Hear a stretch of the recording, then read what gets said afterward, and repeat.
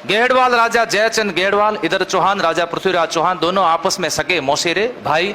चंद्रबरदाई ने अपने ग्रंथ पृथ्वीराज रासो में यह उल्लेख किया कि ये दोनों सगे मौसेरे भाई थे। इनके नाना जी का नाम अनंगपाल तोमर था। अनंगपाल तोमर ने दिल्ली का साम्राज्य पृथ्वीराज चौहान को सौंप दिया, जबकि जयचंद गेड़वाल को नहीं दिया। इससे भी जयचंद गेड़वाल को किसी प्रकार की कोई नाराजगी नहीं थी। एक बार की घटना है कि एक चित्रकार था जिसका नाम था पन्ना राय।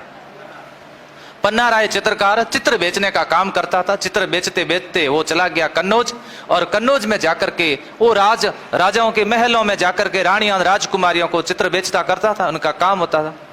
उसने चित्र दिखाते दिखाते एक चित्र दिखाया, एक बड़े योद्धा का चित्र दिखाया, और उस योद्धा का नाम था पृथ्वीराज चौहान। चंद्रबरदाई ने अपने ग्रंथ में लिखा है कि वो चित्र जब संयोगिता ने देखा तो संयोगिता ने उसके बारे में पूछा कि यह चित्र किसका है। तब पन्ना राय ने कहा यह चित्र पृथ्वीराज चौहान का है, अजमेर का राजा है। कोई बाकी की बातें नहीं बताई गई। वो चित्र खरीद लेती है और मन ही मन उस चित्र के माध्यम से पृथ्वीराज चौहान को प्रेम करने लग जाती है। वही जो चित्र बनाने वाली जो महिला थी उसने संयोगिता का भी चित्र बना दिया। आर्टिस्ट थी, पहले स्टूडियो तो होते नहीं थे कि फोटो करके रील धुला करके ले गई होगी। उसने वो चित्र संयोगिता का चित्र बना करके ला करके किसको सौंप दिया? पृथ्वीराज चौहान को दे दिया। पृथ्वीराज चौहान जब उस चित्र के अंदर संयोगिता का चित्र देखते हैं तो पृथ्वीराज चौहान भी मन ही मन उसको प्रेम करने लग जाते हैं। इस बात का पता इन संयोगिता के पिता जयचंद गेड़वाल को चला। जयचंद जी गेड़वाल नाराज हुए। उनको लगा कि ऐसा नहीं हो सकता, इस तरह की शादी नहीं हो सकती, क्योंकि पृथ्वीराज चौहान तो मेरा मौसेरा भाई है। तब उसने संयोगिता को समझाया। संयोगिता को कहा कि भारत के जितने भी राजकुमार हैं उन सभी राजकुमारों को बुलाया जाएगा, और उस राजकुमार के साथ में हम पृथ्वीराज को भी बुला लेते हैं। पृथ्वीराज को यह बात बहुत बुरी लगी। पृथ्वीराज चौहान जी को लगा कि जब हमारी शादी की बात चल रही है तो ये फिर बीच में ये स्वयंवर की बात कहां से आई। उनको ये बात बहुत बुरी लगी। इनके पत्र व्यवहार इन दोनों के बीच में हो रहा है। देखो चंद्रबरदाई ने कहानी को कितनी रोचकता दी। देखो आप कि पत्र व्यवहार इनके बीच में हो रहा है। संयोगिता पत्र पृथ्वीराज चौहान को लिख रहे हैं, पृथ्वीराज चौहान उनको लिख रहे हैं। सारी जानकारी इनके पास में आ रही है कि हमारे पिताजी जयचंद जी गेड़वाल स्वयंवर बुला रहे हैं, राजसूय यज्ञ कर रहे हैं, भारत के राजकुमारों को बुलाया जा रहा है, और फिर मुझे किसी के गले में माला डालनी पड़ेगी। तब पृथ्वीराज चौहान वापस लिखते हैं कि मैं इस स्वयंवर के अंदर नहीं आऊंगा। मुझे पता है कि तुम्हारे पिताजी ने मेरे नहीं आने की बात को लेकर नाराजगी जाहिर की है। मुझे अपमानित करने के लिए मेरी मूर्ति लगाई हुई है बाहर, मेरी मूर्ति बाहर की तरह लगाई हुई है। मुझे अपमानित करने के लिए मुख्य द्वार के ऊपर मूर्ति स्थापित कर दी। अब सभी राजकुमार आ रहे हैं और देख रहे हैं कि देखो पृथ्वीराज चौहान ये कह कर सब अंदर जा रहे हैं।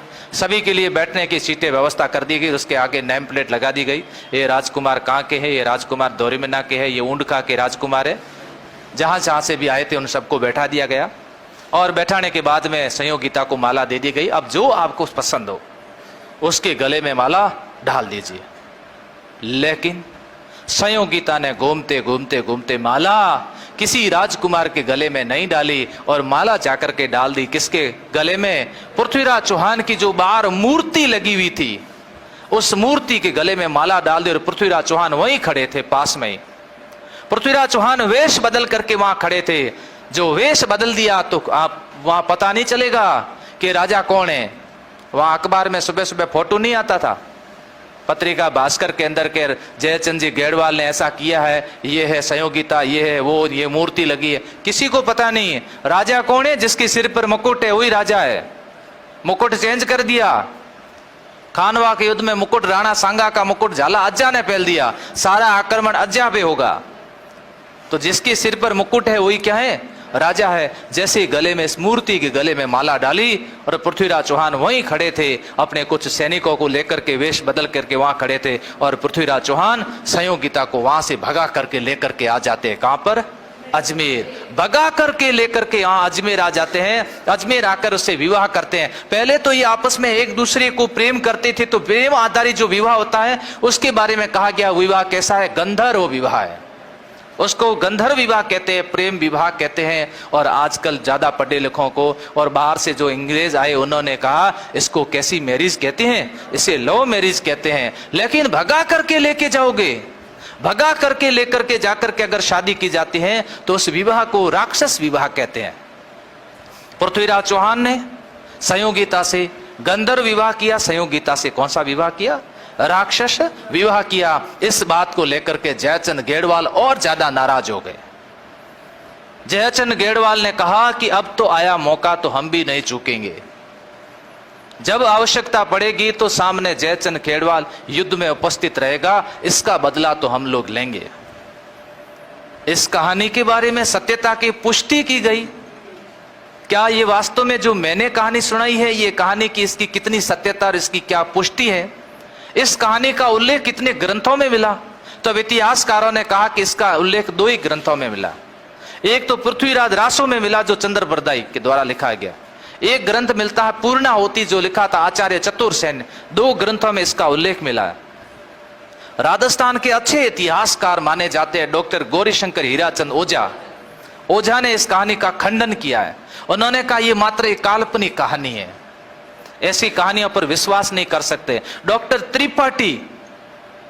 त्रिपाठी साहब ने भी इसका खंडन किया। ये उन्होंने कहा यह कहानी गलत है, इस कहानी पर हम विश्वास नहीं कर सकते। लेकिन चंद्रशेखर ने, सीवी वैद्य ने, अबुल फजल ने इस कहानी की सत्यता बताई। उन्होंने कहा कि नहीं ऐसा हो सकता है, ऐसा हो सकता है और ऐसा किया गया होगा। इसी बात के कारण अब आगे और इस कहानी को लगातार ले जाएंगे, ये कहानी चलती रहेगी। कहते हैं कि अगली बार जब पृथ्वीराज चौहान ने महोबा का युद्ध लड़ा तो गेड़वाल ने चंदेलों का साथ दिया। तराइन का युद्ध लड़ा तो जयचंद गेड़वाल ने किसका साथ दिया, मोहम्मद गोरी का साथ दिया। तराइन का द्वितीय युद्ध लड़ा तो जयचंद गेड़वाल ने किसका साथ दिया, मोहम्मद गोरी का साथ दिया। ऐसी स्थिति के अंदर कुछ इतिहासकारों ने यह कहा कि जयचंद गेड़वाल ने पृथ्वीराज चौहान के साथ क्या किया, धोखा किया है। जबकि जयचंद गेड़वाल ने अपनी रणनीति के तहत कार्य किया।